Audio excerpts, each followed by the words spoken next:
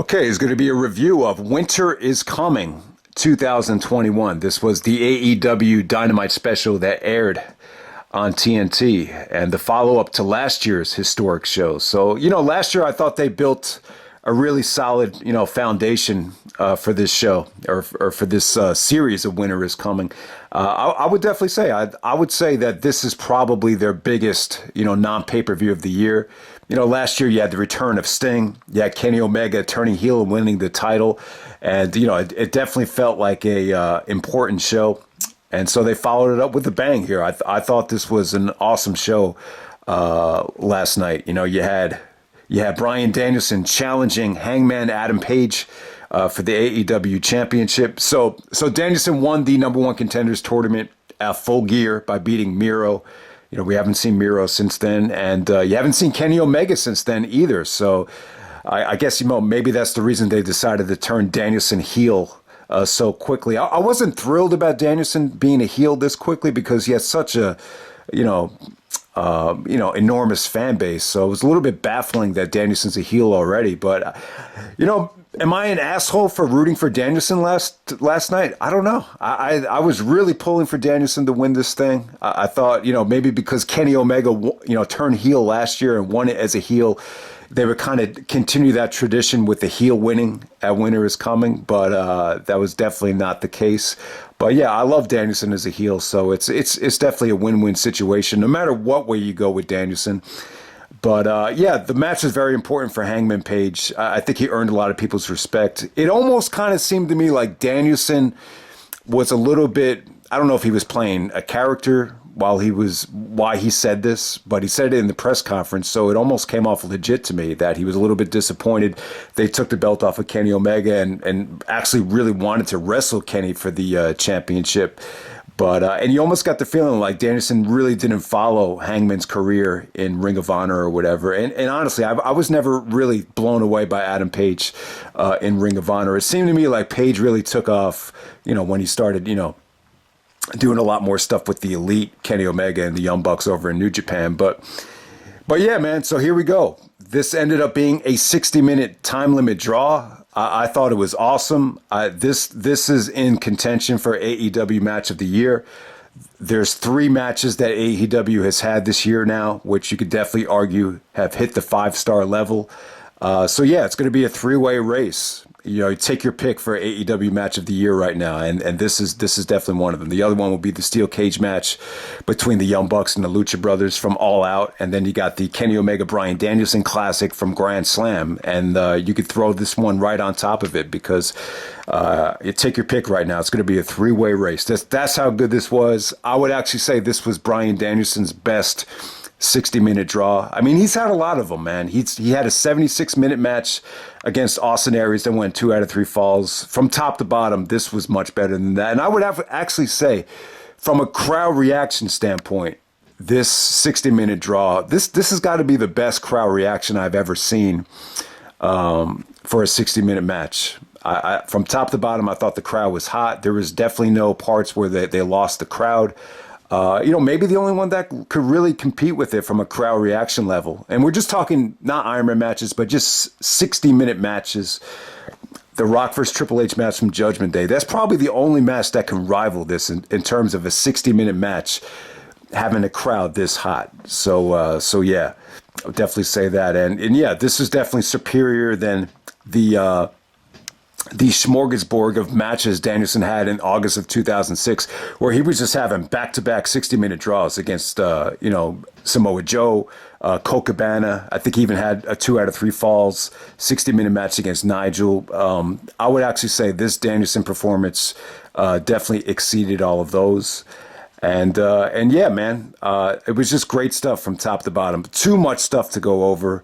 But, Danielson was...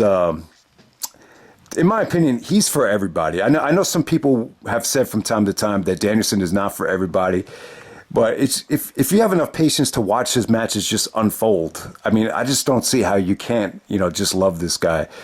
He's proving time and time again, how age is just not, affecting him. And when you look back at Kurt Angle at 40, Shawn Michaels at 40, and you compare it to what Danielson's doing now, I might have to say Danielson probably edges both of them out now at 40. And you got to remember, Shawn had the match with Taker at 40 years old at WrestleMania 25. But yeah, man, Danielson he's just proven right now that, being 40 in pro wrestling is not a negative.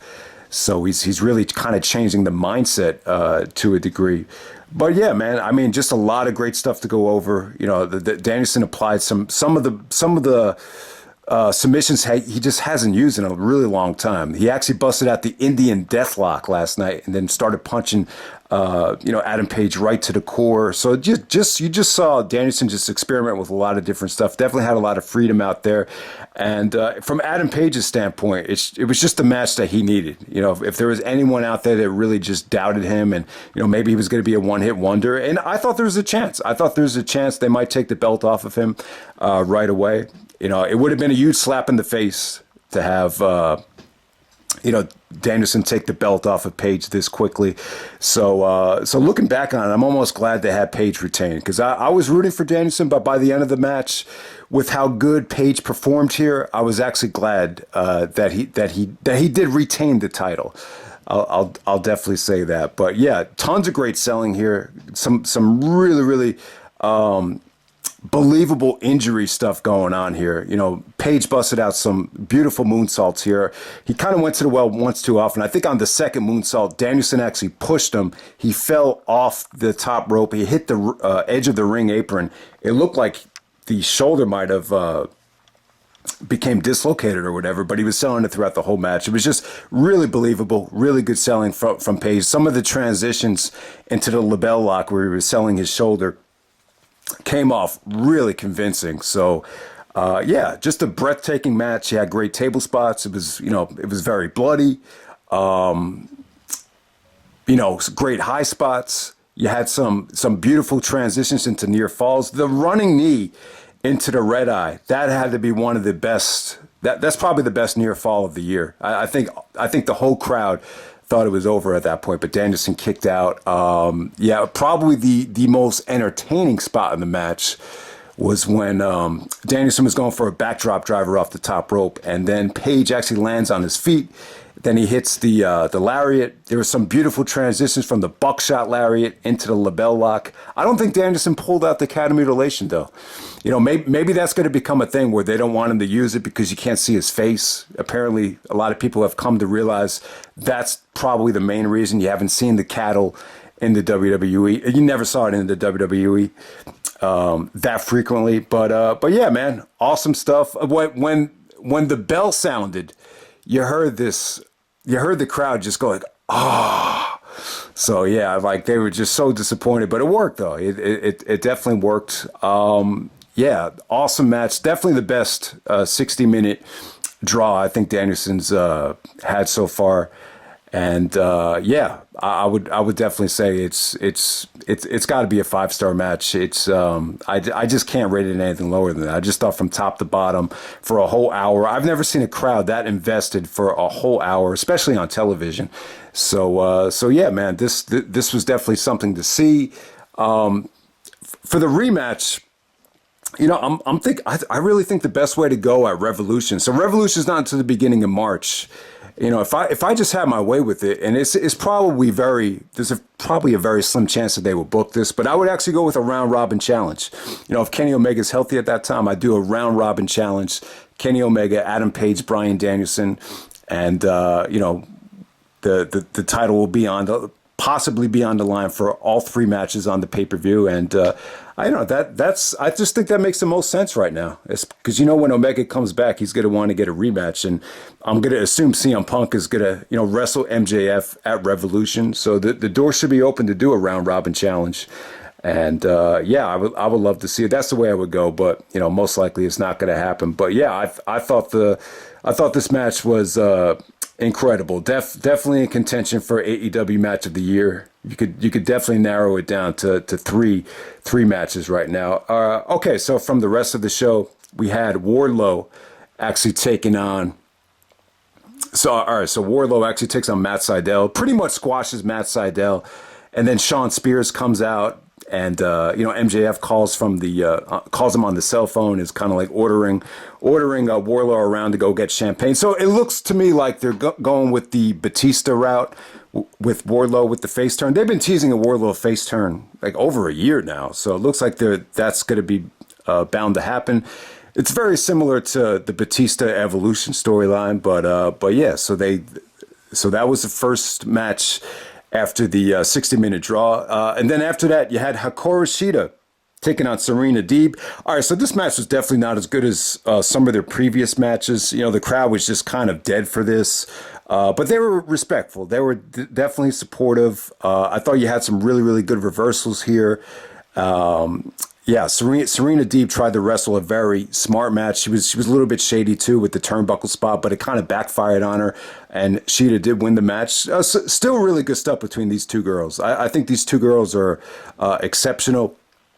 They're arguably probably the two best women's workers on the roster right now. But definitely love to see a legit blow off match, where they just get more time and get more of a platform to show what they can do without an exhausted crowd, because you can't follow a match like that. It's just really difficult. But they did a really, really good job of it.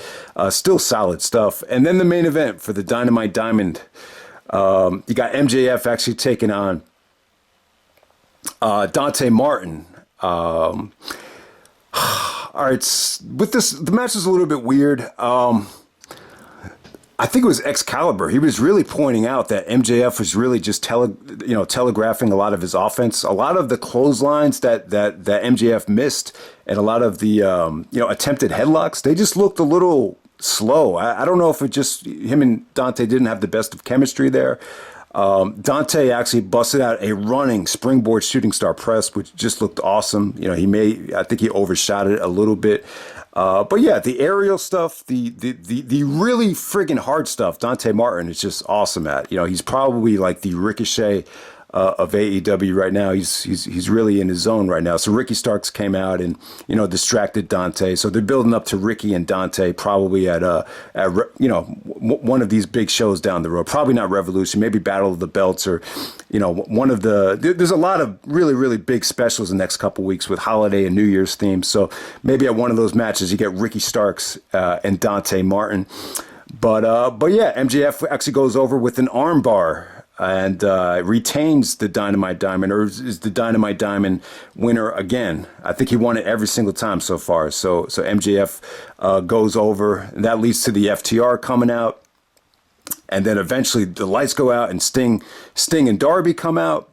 And then CM Punk comes out to save the day. That sets up the monster match in Greensboro, the 6-man tag, where you'll see the return of Sting in Greensboro. First time in a really long time. Obviously, Sting's got a lot of history in Greensboro with WCW and the NWA, so definitely makes sense. You see Punk and Sting team up together for the first time, so that should be really, really cool. But yeah, I mean, bottom line is the rest of the show was pretty decent. But if you're going to check out one thing from the show, the 60-minute draw was just it was just incredible. It was awesome. So some of the negatives of the match, though, is too many commercial breaks. The picture-in-picture stuff, it was pretty cool. I would recommend just lowering the volume, really paying attention to the picture-in-picture segments of the match, because the picture-in-picture stuff wasn't bad at all.